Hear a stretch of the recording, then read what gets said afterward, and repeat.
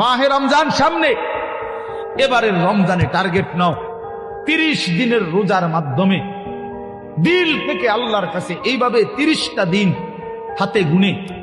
তুমি আল্লাহর সাথে ওয়াদাবদ্ধ হও যে আল্লাহ 30 দিন আমি রোজা রাখবো, এবং যৌন চাহিদা, লজ্জাস্থানের চাহিদা, অশ্লীলতা, বেহায়াপনা, নর্তকী, নাচ গান, উলঙ্গ ছবি দেখা, নারীকে নিয়ে চিন্তা ভাবনা, মেয়েকে নিয়ে অশ্লীল চিন্তা ভাবনা, অবৈধ কোনো প্রেম সম্পর্ক, হারাম কোনো রিলেশন,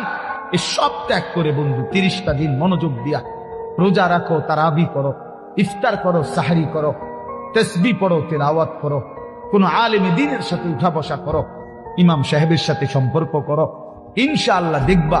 আল্লাহ চাহে তো 30 দিনের মাথায় আল্লাহ বলেন লাআল্লাকুম তাত্তাকুন, আমি আল্লাহ ওয়াদা দিলাম মোমেন তোকে মুত্তাকি বানিয়ে দেব।